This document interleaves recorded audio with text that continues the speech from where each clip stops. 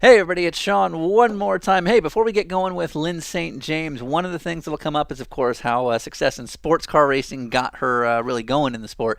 And, of course, if you want to see some sports car racing history, you should make your way out to the Rolex 24 at Daytona this coming January. Practice begins on Thursday the 25th, and, of course, the race is 24 hours long on the weekend of the 27th and 28th, once again, of this coming January.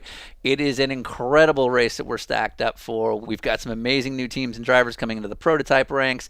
Big name drivers like Fernando Alonso, Helio Castroneves, Juan Montoya, my boy Rene Rast. Mazda's got a revised program. Acura and Penske are coming back together. That's all to take down the mighty Cadillacs that have been pretty hard to beat. So it's going to be a really, really cool event. A huge number of Dinner with Racers alumni will be there, including people like Catherine Legg and Bill Riley and Patrick Long and several other drivers, some of which have not officially announced they're going to be there, but they're going to be there. So Ryan will be there. I will be there with several clients, and if there's one thing to be said about Daytona, it is that it is extremely accessible.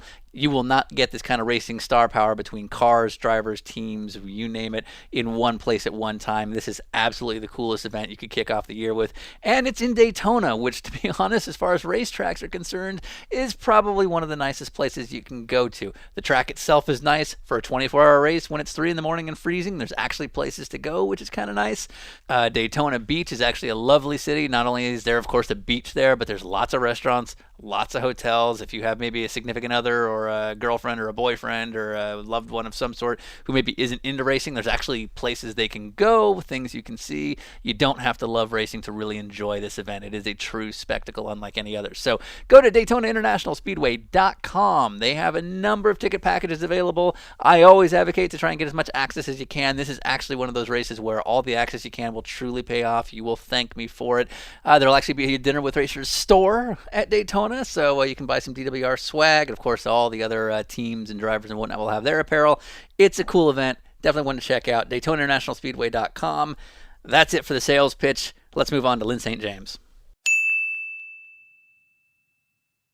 Okay, so Evelyn Carol Cornwell, also known as Lyn St. James. If you could describe your Dinner with Racers in one word, what would it be? I'm going to make you do it again because what you just What? did. Whoa, because of what you just did. I'm going to Ah. say my one word would be miserable because you keep calling me by that name that I got rid of 40 or 50 years ago. I had another idea. Stop yelling at me. I love it when you two fight.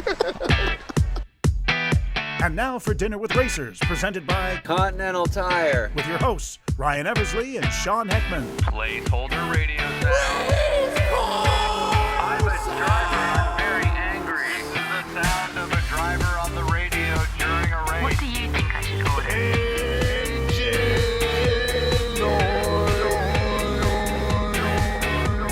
Welcome to Dinner with Racers. I'm Ryan Eversley alongside my co-host and partner, Sean Heckman. Sean Heckman. Sean Heckman. Sean Heckman. Sean Heckman. Go on. And we are driving back to Atlanta right now after 34 days of driving around the country, getting episodes recorded. What did we do, like 13,000 miles? Yeah, can you hear it in our voices? Can you hear it in our souls? And we crossed 25 states to bring you 29 free dinners with racers. And we got to meet some really incredible people this year.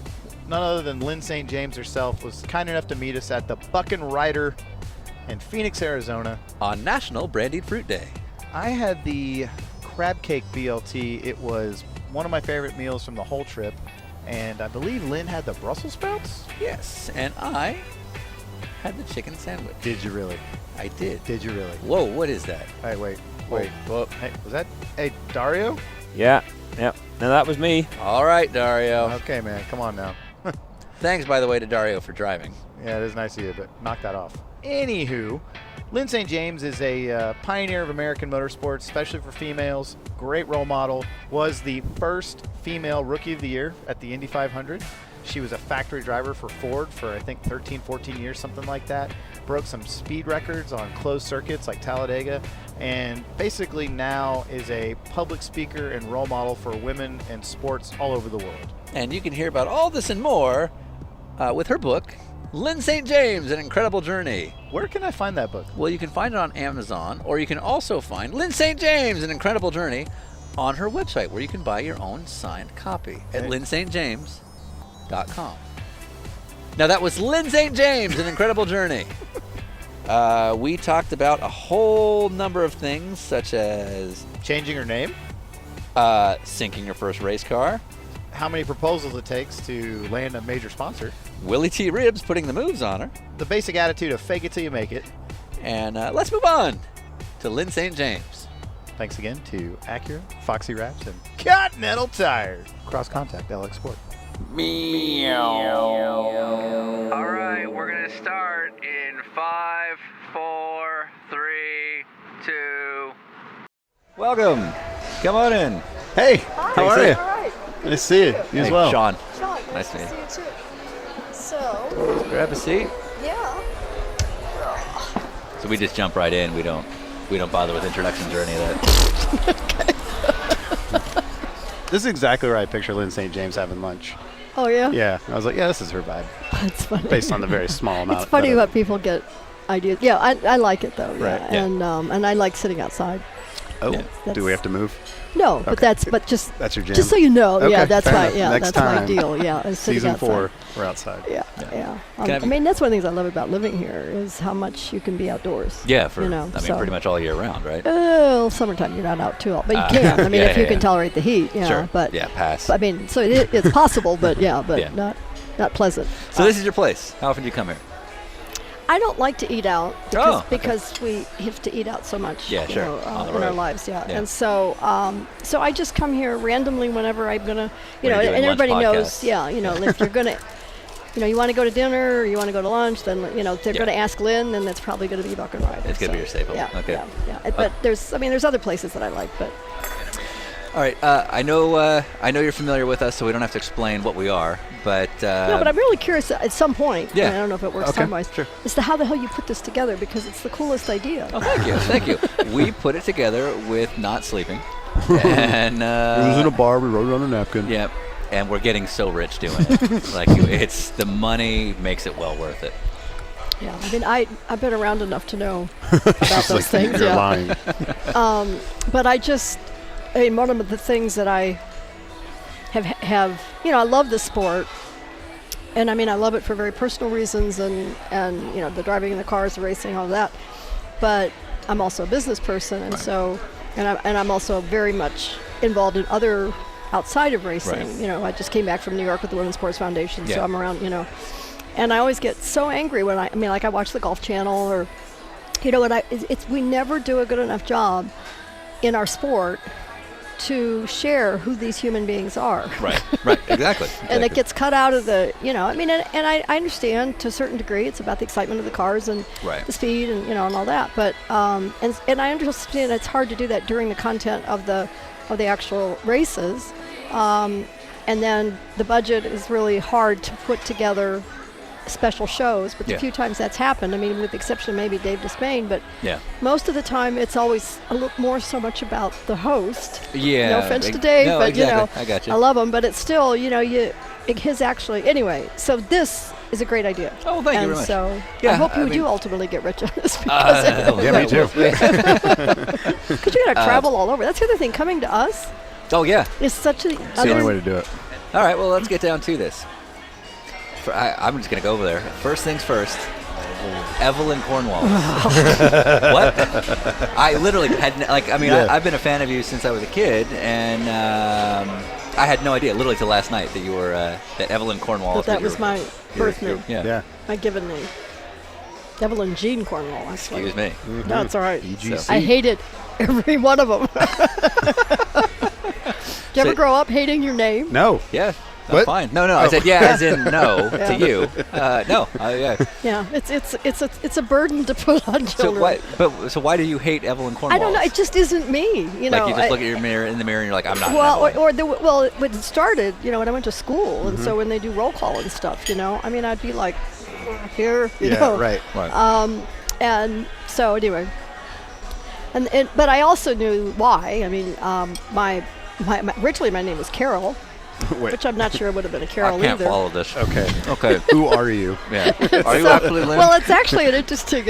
So then my aunt, who's my Aunt Evie, my Aunt Evelyn, my mom's sister, when she found out, she was in the Navy, and when she found out my mom had a baby, she sent her $500. And so, I mean, just to help. Sure. And as a good sister, you know, and my mom thought it would be the right thing to do would be to name then you change my name to name after her. So Okay. then I became So you're Evelyn. born Carol Evelyn a few months later. And because she was Evie, at least at home, I was called Lyn. Okay. So I was really good with Lyn. Yeah, right. But at school, because you have to fill all the, they go by what the records say and all that, Right. I was always Evelyn at school, so I hated it. Sure. But you were born Carol Cornwallis. Yeah, Carol Jean Cornwall. Carol Jean Cornwallis. Cornwall. Cornwall. Cornwall, not Cornwallis. Cornwallis. Yeah, That's Cornwall. I added that general. earlier. We were just And now, BSing. now you Yeah, guys that's will all keep it me. took. Yeah. I just kept adding things to your name. Okay. So Carol Cornwall turned Evelyn Cornwall. Right, Okay, I'm following now. right. So And now then that's I got fine. married, and so then I was, well, I always went by Lyn, so Sure. I never legally changed it after that, but I mean, whenever I had to fill a form out Yeah, as it's I Lyn. became an adult, Yeah. I was Lyn, but then you have to be careful because of Social Security and records and yada, yada, yeah, yada. yeah. Sure. Right. But I was Caruso. Okay. And then because my husband and I were in business together, building a business, people would, they call in, and he was on the road, he traveled, and I was in the office. Sure. And they kind of say, who is this? And I say, this is Lyn Caruso. Oh, you're John's wife. Have John call me. This was back in the day, in the 70s. Listen, sweetheart. Yeah. Yeah. Yeah, This and is I could, man's and business. he would come home, and I would I can't get any respect, and I can't get anybody to talk to me, and Right. Yeah. and so he said, well, just change your name, and I said, I can't change my name, and he said, just go back to your maiden name, and I said, well, I really got rid of that, when I Right, married right. you, and I really don't want to do Yeah. that, and so he said, well, just take a name, and I said, well, I just can't take a name. He said, yes, you can, just for business, you can use another name. And we were having this discussion on a Sunday night because he was leaving Monday morning. Yeah. And McMillan and Wife was on TV at the time, which The we used to what? watch. McMillan and Yeah, Wife, TV which was show. a Sure. TV show. Okay, fair enough. And Susan St. James Is is an actress in that. And we were, it's like naming a dog or a kid. We were going through these different names. Right. And the credits came on, and she's dark hair, and I like her laugh. And I tried Lyn St. James, and I went, oh, I like the sound of that. Yeah. yeah. So Monday morning, I became Lyn Like- St. James. Huh. And Okay. it worked. So it wasn't racing related. It was No, literally so this that is you weren't Before that. you It weren't was so the that I boss's could get, wife. yeah, respect. Interesting. And so then when we got divorced, I changed it legally. So are you legally Lyn I St. am James legally now? Lyn St. James. Okay. Yeah, okay. I Fair went enough. through all the record thing you have to do. It's only Right. $50. It's a really easy Right, thing right, to right. do Interesting. It's only Interesting. $50, huh? Well, at that time. Long story, sorry, but if you're going to bring it up, No. I'll give you the that details. wasn't long at all. Yeah, no. We're in for a short interview if that's long yeah, for you. Yeah. Do your worst. Wait, what kind of business was he in? We had a Were they manuf- in? You just did that's it. right. Yeah, yeah. You just mansplained Well, it. it was clearly a man's business. Let's It's going to be a real short interview. I'm on your side. What Yes, kind you of brought it up. as a collective couple? What kind of business? what kind were of you business in? were we in? Yeah, yeah, it was yeah. a manufacturer's rep in electronics, consumer electronics. I'll just excuse myself. Yeah. Sean, wait in the car. And we started it together. Right. Okay. So But- then you guys get divorced. I mean, first thing I thought when you said that you guys went into business together is like, oh, is that a smart move to go into business with your significant other? Yeah, I mean, it was actually a great move. I mean, I met him. We both worked in the same office in Ohio. Yeah. And he took me to the Indy 500 on a motorcycle Oh, that's Nice. cool. on our second date. Oh, And- nice. That's Yeah, a good move. and you were cool Yeah. with it. yeah. Oh yeah. Yeah, yeah. Okay. No, I mean, this was very cool. You Yeah, know. yeah. So we obviously had something in common. Yeah, for sure. Which was just our passion and interest in stuff. And then I think it was like on our third date, he said, I've got bad news. I'm leaving Ohio and I'm moving to Florida. Because he said, I'm going to start a business. So ultimately, he did start the business by himself. And so May, this all happened very fast. Indy 500, he left like in July. So we had a long distance relationship through October. And then he said to me, I love you and I want you here. And if you're not on the next plane, this isn't going to work. So I'm like, Mom! Oh, Because I was still living at home. Yeah, Yeah, and it was an Ultimatums. ultimatum, yeah. Not a good one. And So- you're, what are you, like 23, 24? 21. 21. Oh, wow. Yeah. Okay, very young. And or maybe 22. Right. And so I wasn't on the next plane, but I was on Right. a plane quickly. And then So I mean, he had a few months of being in the business, getting the business up and going, Right. but by himself. But he needed me, and so because we worked together, you know how. So then I came down and I helped him start the business. So run the business, And we didn't start. So this was in '71, or 70 or 71, and then we went to the Daytona 24 Hours as spectators. That's the first time I'd ever seen road racing. I thought we went to Sebring first. No, we went to Daytona first. That's right, and then Sebring because Daytona's January, Sebring's March, and we just thought it was the coolest thing. And but we were building a business, so there was no way we could do anything. So a couple years later, we found out about this track in West Palm Beach, and we went. Moroso? Yeah, Moroso. West Palm Beach International Raceway, Yep. and then Moroso. Now back to PBIR, and then found out about SCCA. So this is over the course of 2 or 3 years. I'd already changed my name for business, but over 2 or 3 years of trying to build the business, we finally had a little wiggle room financially and time-wise where we could start racing and go to driver's school. Yeah. So legend has it you go to, at the time, Moroso to do a club race in a Ford Pinto. Is that you guys were racing? And you went scuba diving instead? That was actually it was my second school. Okay.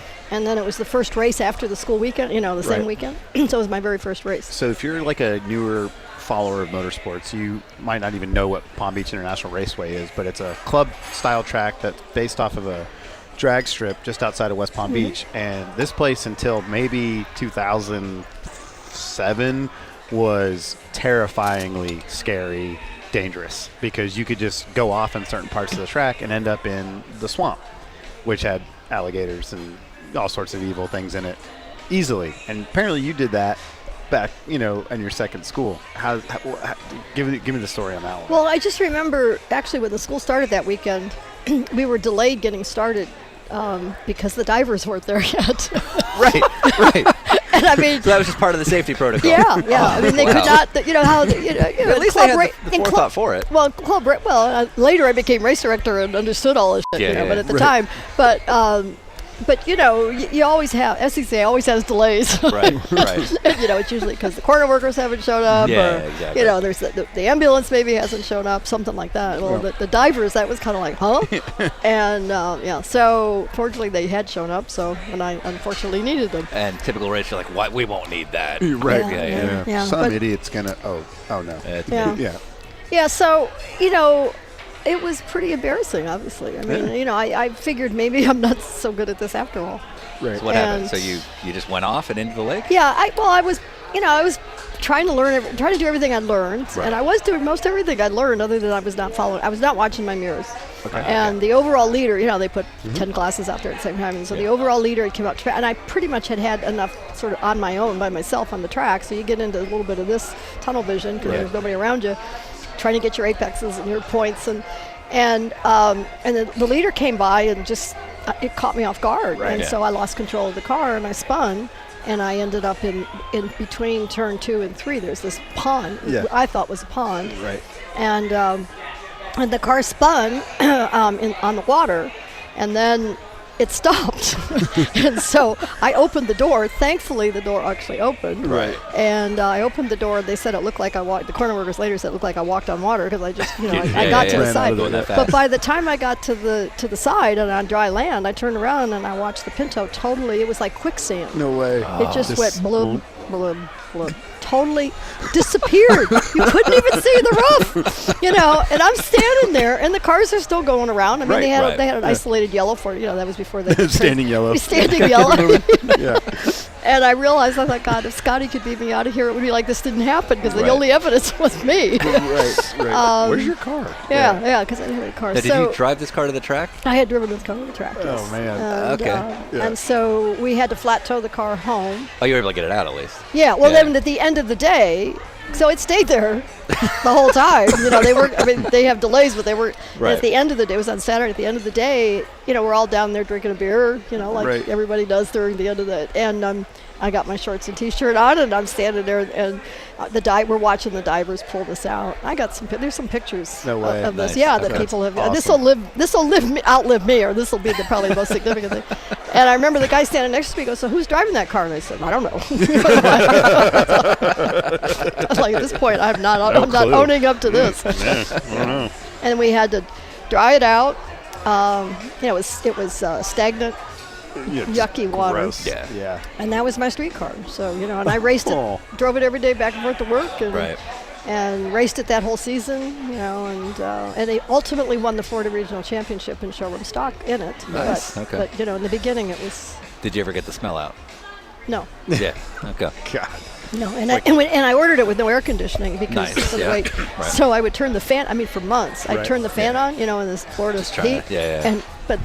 I would just turn. I'd forget about it, Oh, and right, turn right. the fan on to try to get some air movement, and Right. then And then seaweed the or whatever swamp. would still come. It would feel like some of that stuff finally dried out, and more of it would come out. So I used that in my speaking because I said, I had constant reminders of this failure.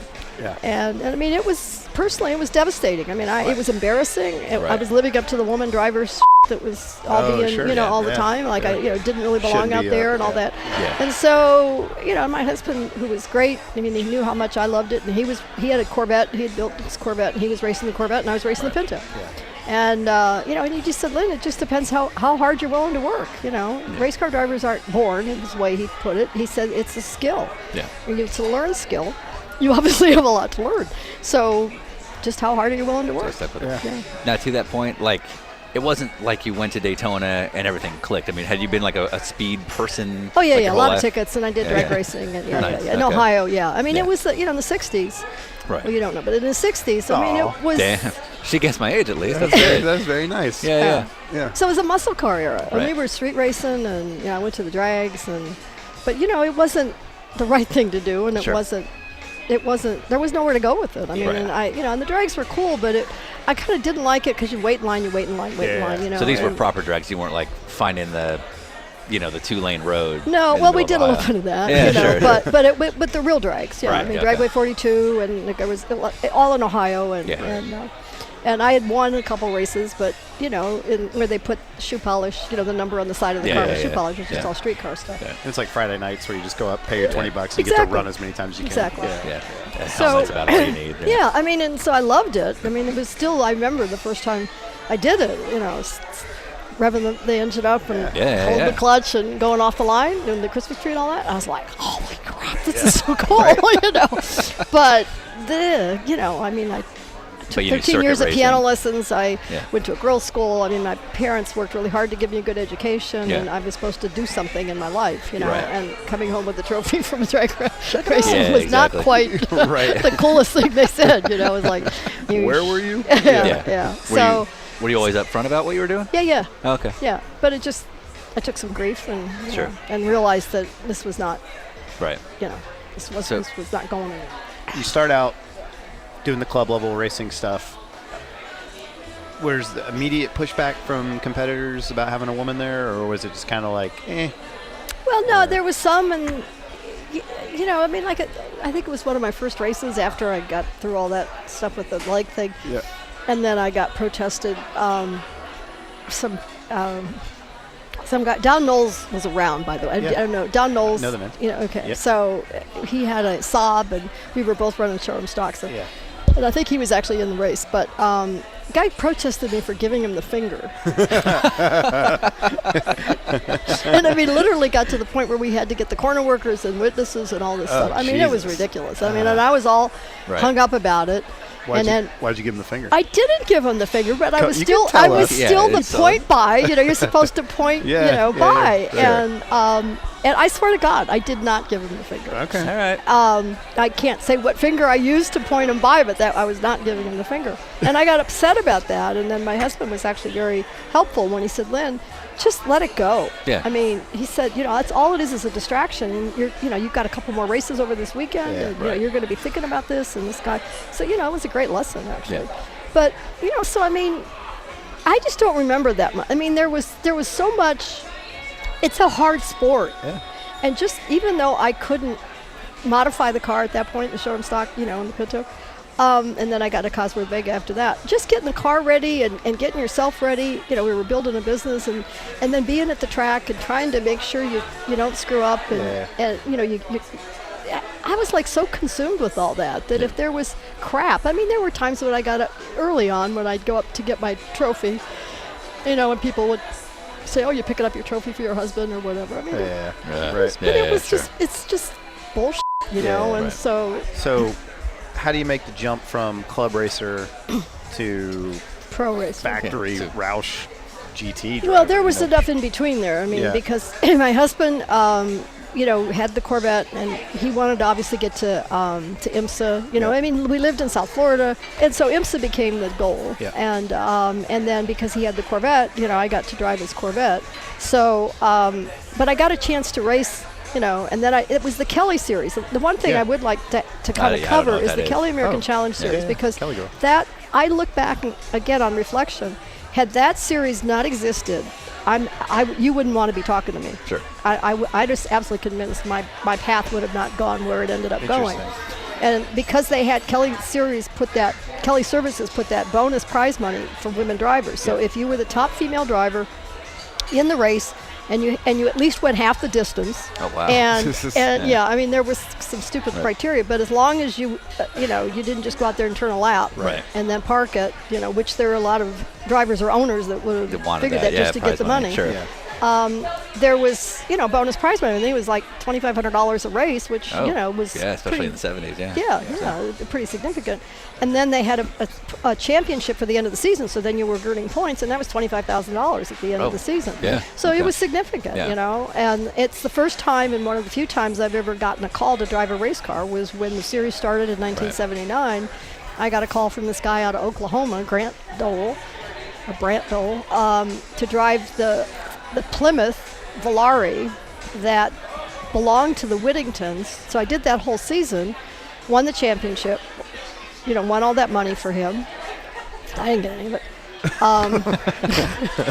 I still had to get myself to the track, and I mean, they didn't pay for anything, but I was racing. Exactly. You're like, it's worth it. And so at the end of the season, I said, well, we'll talk about next year, maybe get a decent car, because this Plymouth Volare wasn't all that great. And he goes, no, I mean, this is it. I've never told this, actually. He said, no, I'm done. We're not running next year. And I'm like, why not? You know, we won this championship. I think we finished like 5th or 6th in the overall points, plus the...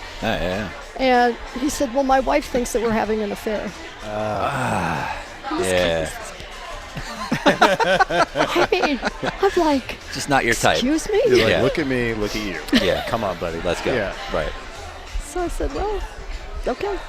I mean, I'm not going to argue with him. That's the conversation we were having. I'm not sure. I didn't want to do business with him anymore, you know. So then the next year I didn't have a ride. So, you know, there was still some dry spells there.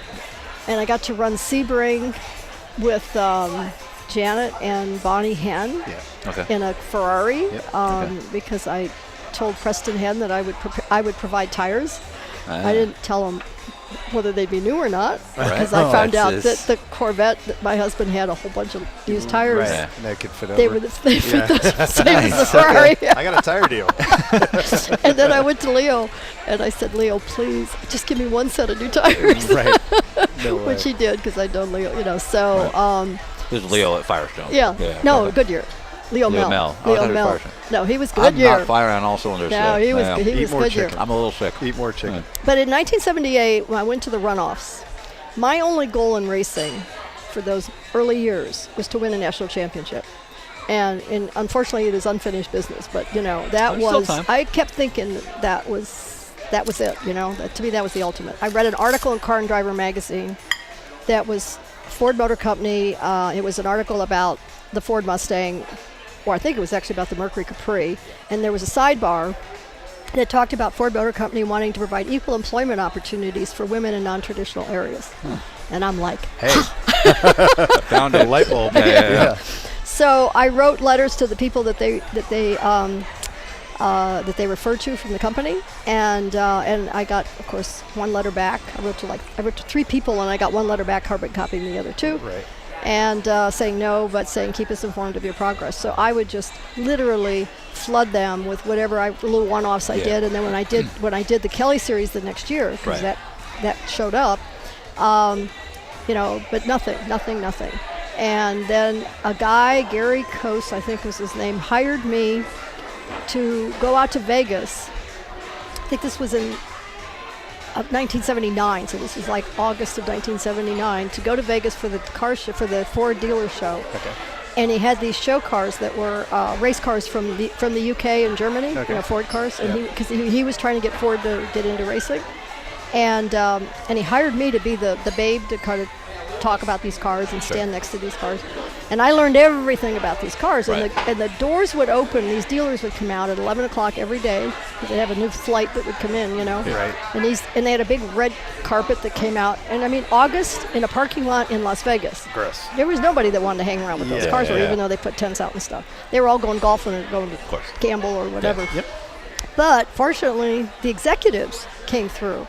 And I didn't know anybody from anybody, but I would gotta know about this car. Right. Yeah. And ended up meeting Poling, who ended up becoming ultimately the president of Ford Motor Company. Good guy. Peterson, who also ultimately had become president of Ford Motor Company. I met these guys then, and Walter Hayes. I got a chance to go to Ford Motor Company and pitch them to run the Kelly series, and ultimately Ford then signed me for 1981 to run in the Kelly series. Yeah. The reason I know you're a true racer I know where you're going. is that that entire 2-year period is built of nothing but little schemes of half truths. Yeah, kind of bullshit Yeah, your just way. bullshit your way. I I got a guy over here. I get you tires. Yeah, this guy's got it. Yeah. This is why I know you're the real deal. I caught the same thing. Yeah. That is. Yeah, I got a car in Florida. I just got to get some motors for Yeah. it. Don't call that guy. But it works. It's how it goes. It totally works. Yeah. Yeah. Fake it till you Absolutely. make it. You have to. Yeah. That's excellent. It's hard to tell young people when you're now mentoring Just 13, completely 14, con your way 15-year-olds. through the sport. Yeah. Just tell them what they want to hear. And because I never really lied. I think. Okay. Again, real racer. Hey, It's only half true, Yeah. so it's not a lie. that's how I got my I love first it. No, pro no, license. Great. Yeah. It's the same thing. Yeah, no, I did that, sort of. But in that South Florida time period, you have like Preston Henn, who's going crazy with his racing. You've got the Whittingtons, not far north in Atlanta. You have the JLP Racing Organization. And that's like the heyday of IMSA when all the cars are amazing looking, crazy body work and all this stuff. And then you're getting to kind of start driving GT style cars, sharing the track with those guys who are now ultimately legends. And you're starting to realize, hey, this can be a career. You get the factory Ford ride. You end up getting paired up with guys like Dorsey Schrader and Robbie Gordon and Tom Gloy. Yeah, Tom Gloy. Tom Gloy was first. Yeah, my first sort of. And those guys are also getting their big factory rides. Was it like, holy shit, look at us all here, or was it, I need to beat you because you're my teammate and we're It depended. It depended on the driver. Yeah. I mean, it depended on the other guy. Sure. Because some were better or different than others. Yeah. So, I mean, it's pretty, you got to do your own thing. Yeah. I mean, Pruitt was probably, when Pruitt came along, he was such a kid. They were all kids. I mean, first of all, I mean, not to overplay this, but at the time, I mean, I was old enough to be their mother. Yeah. In some cases. Okay. And so besides, being the woman, and so it's hard to connect in that sense. I mean, and I think if I'd been a young chick, it would have been a different experience, probably for a lot of reasons.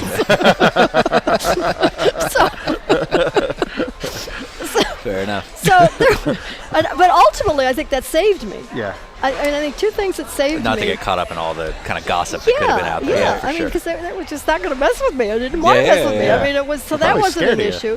And and I was smarter than them. Yeah, right. right. I mean, right. You're probably intimidated them. And I'm a business person. See, I came from a business. I used to go to trade. We used to go to CES show every year. I was a business person who was racing. Yeah. Right. They were racers, Yeah. and they didn't really understand business. I mean, I used to sit with them, and actually, with Halsmer, I mean, I'd say, let me just tell you how to work this, Yeah. But they didn't want to do that. I mean, Okay. all they wanted to do is race, you know, and then mess around doing whatever else they wanted to do. They didn't want to do the off-track work stuff that I was doing, Right. appearances. And you're and like I was going to mid-30s at dealers. this point. Oh, yeah. Yeah, So, yeah, and most of them were in their 20s. And Right. Gloy and I were probably closer in age, Sure. but Dorsey just turned 50 just something.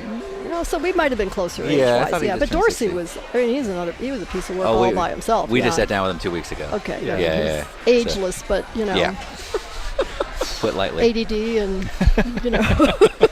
Yeah. But, but anyway, so, but everybody was.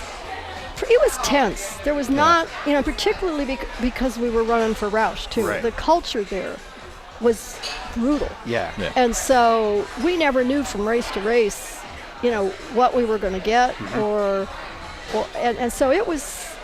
I mean, it was not friendly. Yeah. It was just not a good, healthy team environment. Sure. Yeah.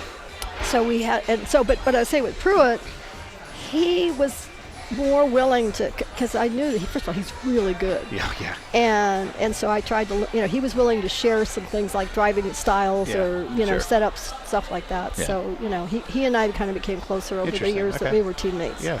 Than any of the other guys, and it just, a lot of it's personalities. Some people you get along better with others. For sure. Yeah. But it was a very competitive environment. Yeah. So there was respect, but there was not much more than that. There's kind of an old thought that Jack Roush wasn't the most friendly guy to get along with, especially if you weren't in his group.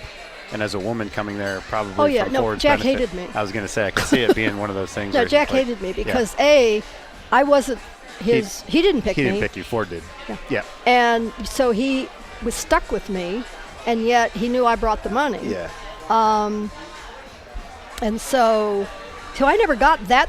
I never got that pressure Yeah. because, I mean, I would He tell had low Jack. expectations. I mean, I'd say, Jack, if I win a race, it's because you build a great car. If Dorsey wins the race, or if Gloy wins a race, or if Scott wins it, it's because they're great drivers. Right. So come on, Yeah. I mean, Right. that didn't work, but, I tried. Yeah. But no, Jack, I was a thorn in his side that he had to put up with. Right. And so it was incredibly contentious. Interesting. Yeah. I mean, the guys went through a different contentiousness, with him because of the culture. But I mean, just as a point of example, the first time I tested an IndyCar for Dick Simon, which was in 1988, after it was all over, and then it went super well and, changed my life. After it was all over, he said, hey, why don't you come join us for dinner? We're all going over. It was like a cafeteria kind of place, Okay. Yeah. And so we're all going over for dinner. And I'm like, cool. And it was like that was the culture of that team. Right. I think I raced for Jack Roush like 7 or 8 years. Yeah. We never, ever had had a meal. team dinner. We had our own little team that Sure, we'd go out sure. to, Right, but right, we right. never had a group dinner. Really? Sort of I mean- familial environment, which is not there. No, Yeah. no. I mean, it was just, When it came, obviously with the number of cars that Roush had, there's different tiers of guys, different tiers of newly developed equipment. I assume based on what you're describing, you probably didn't get top priority in terms of the new bits. Not or only the did new- not to priority. I mean, the guys would tell me, the guys working on my car. Yeah. I mean, that was where, remember I said where if you're in my way from where I'm going, but it would the guy that was in my way was Jack Roush, was the owner of the team Right. that was allocating or delegating those Yeah. decisions. Yeah. It was because the guys would tell me, we're the last to load, because we're the last to get the engine, because you've got to make sure that everybody else gets the better engine. So, right. it may only be 5 or 10 horsepower, but Doesn't matter. yeah, and Yeah. then, when it comes to gears, I mean, they would just go on and on, tell me the stories how, well, you don't really have the same gear, because they didn't have enough of the gear sets of that particular, and may just be off a little, but, Yeah. so all of that over the course of those years, just constantly. I mean, Yeah. and Leo Mel, I mean, he told the story. I wish he wouldn't tell the story, but, one time I was so mad at Jack because he wouldn't give me qualifying tires. He wouldn't give me new tires for qualifying. And it was at Mid-Ohio. Yeah. And Jack's kind of a short guy. I had him by the collar. I was so mad. And his feet were barely touching the ground, I mean, I was just livid, Yeah. Yeah.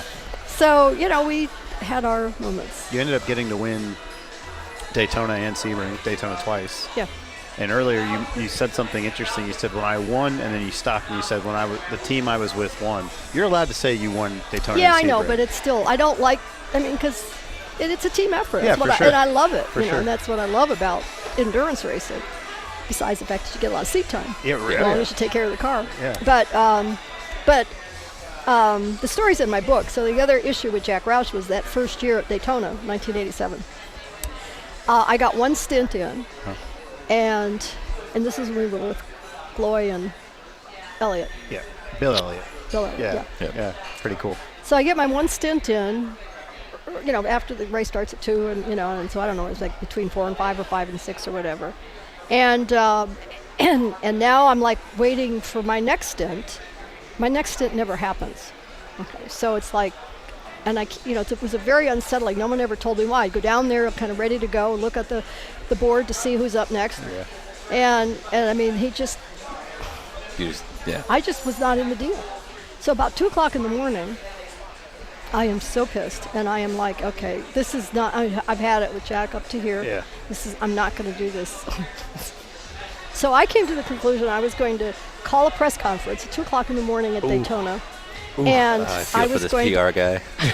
I was I going. really feel for this PR guy. He just wants to go to like lollipops, and here you are losing your mind at 2 a.m. Yeah, But go on. right.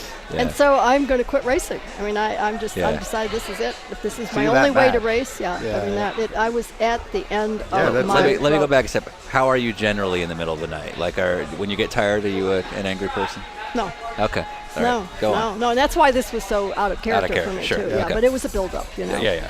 So fortunately, I have a friend in South Florida, a guy that was going to build that car that that Okay. I was talking about, and I called him Don Courtney. He's a racer, good businessman.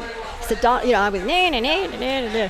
He goes, Lyn, you're going to let somebody else take you away. You're going to let somebody else actually stop you from doing what you absolutely love to do Right. and passionate. You're going to Yeah. let somebody. You're going to give him that much power. Yeah. Yeah.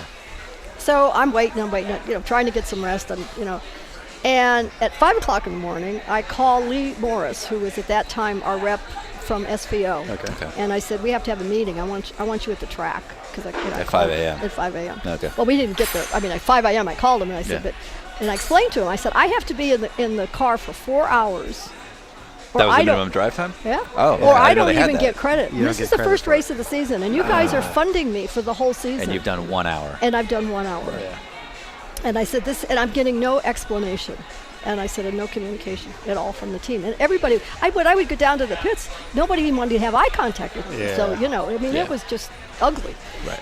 So Lee said, okay, I'll be at the track. So he came to the track, he got Jack, and at like 6 or 7 o'clock, about 7 o'clock in the morning, we're Right. now in this little huddle in the back of the pit. And Jack says, he goes through this bullshit about how he was worried that I wasn't going to be fast at night, and he didn't like my times in my one shift, the shift that I went out there. Yeah. And I said, Lee just said, Jack, you got to put her in the car, because you've got a full the deal. season to Yeah, do it. yeah, This is the yeah, deal. yeah. So by this time, Jack looks at me and he goes, can you drive without a clutch? And of course, I had not ever driven a race car Right. without a clutch. Of course you but can.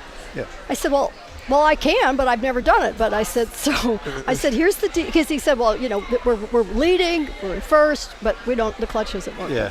So I said, okay, I said, let's do this. Get me in the car. I'll leave the radio open. You listen and get me through it. And if I can do it, I'm going to stay in the staying car. in, yeah. If I can't, I'm not Yeah. going to ruin you guys from, Right. from what you got going. And I'll just back out. Yeah. So that's what we did. So I drove for 3 hours. Nice, without I a got clutch. cramps in my leg. Right. From the, because the seatbelt was, because Tom and Yeah. Bill are both real tall, and I had this booster seat Yeah. that really made the seatbelt not hit me in the right place, so I had to have leg cramps on. But I drove 3 hours, and we won the race.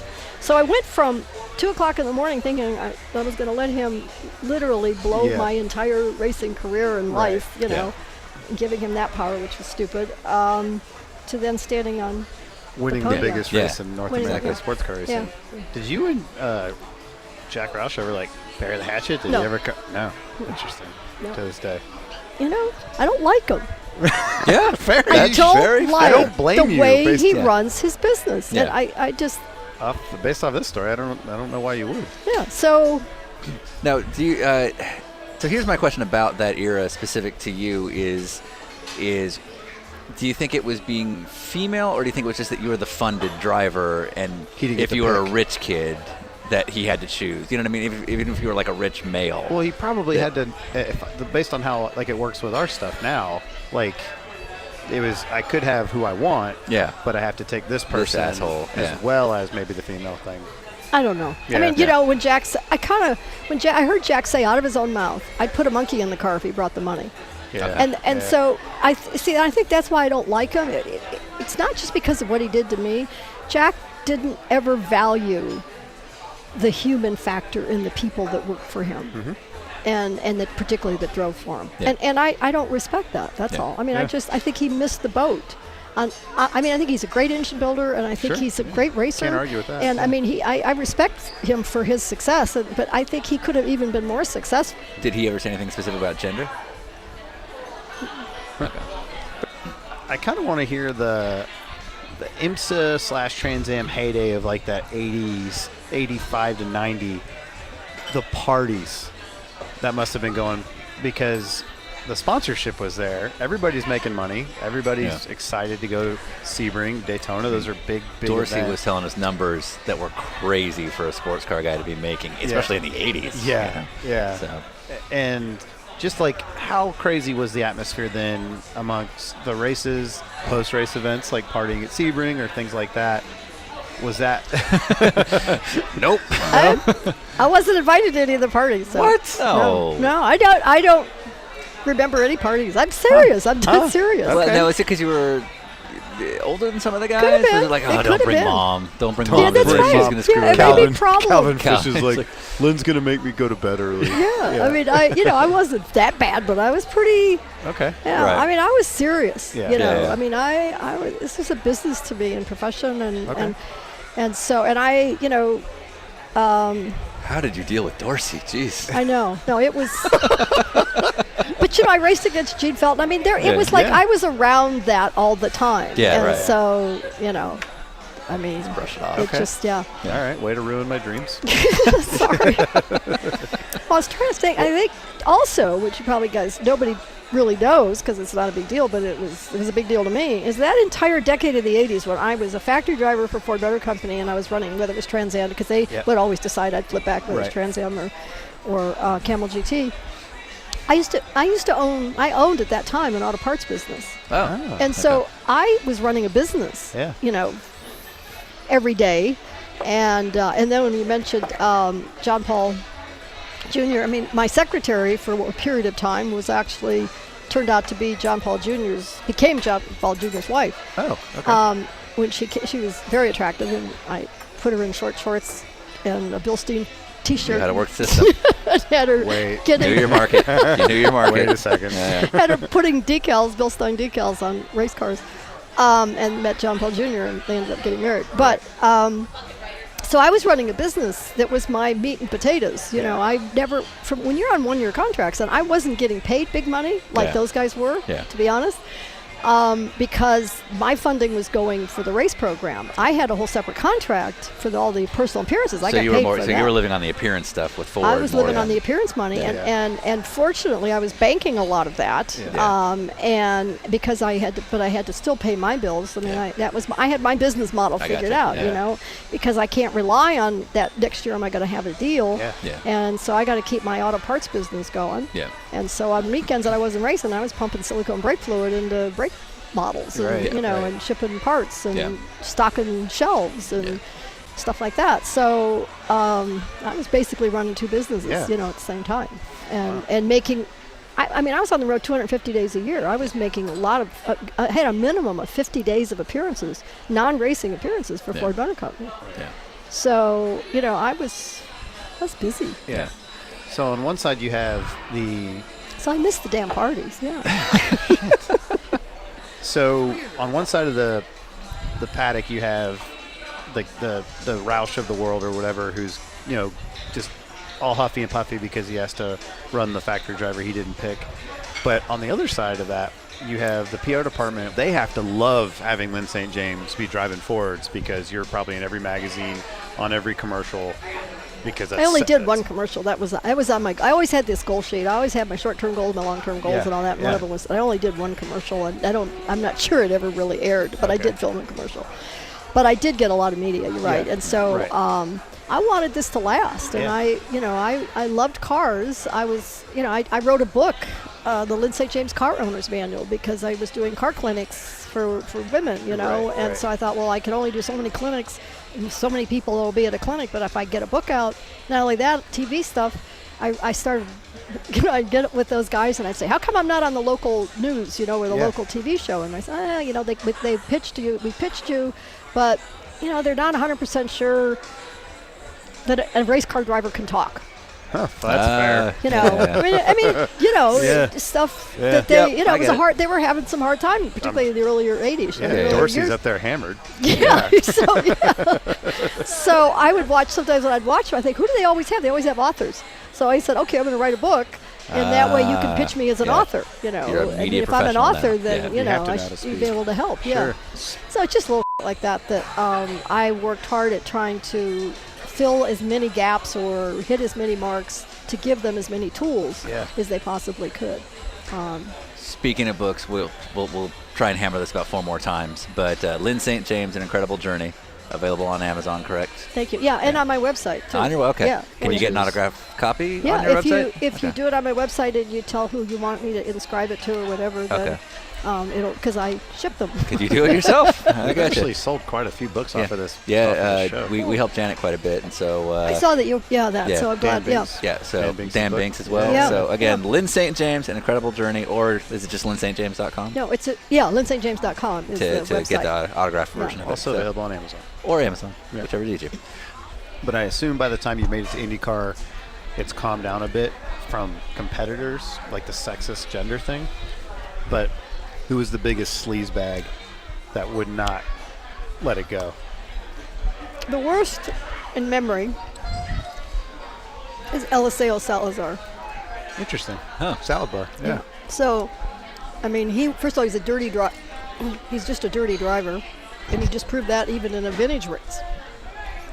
But, so he's a dirty. I watched him literally drive people down into the grass on the back straight at Indy. I mean, it's stupid stuff. In a They had vintage grass race. back there. Yeah. Yeah. But stupid stuff. So he is a dirty driver, but then he literally on tape said in an interview, because I saw it, that women do not belong in a race car. And so, And this is like the 90s when yeah, he yeah. said And, that. and he was my teammate. Oh, excellent. Okay. Yeah. Well, that's Eliseo Salazar. Eliseo Anybody that wants to send Salazar. a tweet to that guy. Yeah. Jesus. So, Wow. But again, you can find this detail and many more at Lyn St. James, An Incredible Journey at lynstjames.com. Also available on Amazon. As I think I told you, we have a pass-along question, and our guest last night was Paul Tracy. And his question is very much in line with this part of the conversation. I think Brian's got Really? it written down here. So That's surprising. Just thinking about the modern, like literally the news of the last week or two with Weinstein? with Harvey Weinstein. Yeah. So he kind of worded it funny, but basically, no, Paul, tell me what he said. how prevalent with how prevalent this Weinstein thing is right now. And this is October of 2017, but how many guys try to use sex to get you to drive their race car? Like you can drive for me if you sleep with me, sort of thing. Yeah. And who was the worst? Well, not one. Okay. They only wanted money. Right. Yeah. Yeah. So I was so glad I was able to get tires instead of money, or whatever. Yeah, you were able to but they barter only it out. wanted money. Okay. I never had it. Yeah. I mean, I had to really think hard about it. Maybe some incidents or some thoughts about to reflect on, but because I've been thinking about it actually because of the Weinstein thing. I mean, there are people that in my Facebook who are this Me Too thing. Yeah. Yep. Yeah. And I'm like appalled and shocked at how many people that I know, Right. how many women that I know that are posting the Me Too. And I'm like, holy cow. I mean, so I'm, some of them that I know that are really good friends that I didn't know. And then I'm like, I have empathy, but I can't relate. But I actually had this conversation with a gal on Monday in New York when I said, even if you have had the experience, Yeah. no two people are going to experience it the same way. I mean, in other Right. words, even if I had, I can say I empathize, but it doesn't mean that we're. That you can necessarily relate. So like the Yeah. hashtag Me Too phenomenon that's going on today, in case somebody's hearing a year from now, is specific to people that either are victims of either sexual harassment or sexual assault. And so yeah, I mean, what do I know? But that's either something that you either experience or you can't possibly understand. And Even if you had, it doesn't mean you have had the same experience. Right. If you Right, know what I mean. exactly. You had a bad experience, but it doesn't mean it's the same. yeah, The other thing is, and I wondered if this had come up at all, sexual harassment or assault is not just happening to women. I mean, Right. you know, that can also happen to a man. So anyway, no, I had actually a very. I'll share this because it's kind of funny in a way. But I had my auto parts business, and I was, you know, even back in the '80s, I was trying to mentor the other driver, you know, whatever other female drivers that were out there. And Patty Moise, name doesn't ring a bell. Okay. Patty Moise was racing in that era, and so she said, "Lyn, I'd like to come down and talk. I'm in Fort Lauderdale. I'd like to come down and meet with you." And I said, "Okay, fine, come on down." And we're sitting at, I'll just never forget it, because she's sitting across from my desk, and what she wanted to talk to me about was how she's getting hit on all the time. Crew guys, whatever. Yeah. And so she wanted advice, and I'm sitting there, and I was kind of mortified, because I realized that, this makes me feel like because I don't have the experience, so I can't give her any advice. Right. So maybe I said, "What am I, dog meat?" I mean, I'm saying this to myself, you know. I'm like, Yeah, I mean, like- There's like 3 jokes I can't make right now. exactly. Yeah. so I'm trying to genuinely, you know, accept the fact that this gal's wanting But some there's advice. that side who's like, what about me? Yeah, I mean, it was it was just, I was interesting how all of this stuff was going through. Yeah. So, you This know, happens to me all the time. so anyway, and then she was so kind in a way, but she says, "Well, I guess it's because, you know, you're just such a business person, and the way you handle yourself." Because I told her, I said, "Patty, I can't give you any advice, because I said I just don't You have just it didn't happen." experience it, yeah. But I said part of it is the way I handle myself. I know Yeah. that. I mean, I am business. I'm intense, and I am all business. Right. And you know, that in my mind doesn't necessarily mean that it should eliminate the fact that somebody might want to hit on me, but at the same time, it certainly would minimize, you know, get it down to a bare minimum. So, our next guest is one William Theodore Ribbs. Yeah, I saw that who- on your Oh. email. Oh. Well, you told me on the email. Yeah, I did. Yeah, Yeah, Is there a thing there? Is it- It seemed like a little bit of a thing there. Well, I mean, Willie would hit on. That's what I'm saying. That He's tree, not. He's I not mean- shy about his love of women. So we did have, I guess, actually, yeah. Oh, what is this? We came to my room. He did. Yeah. Our boy Willie. Yeah. Okay.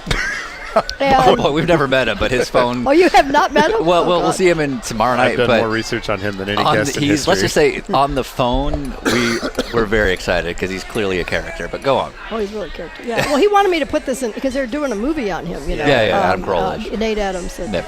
that group, and so Willie wanted me to be interviewed. I was the one with Newman. Yeah. It's in a Newman. But we never really work out schedules and Sure. whatever.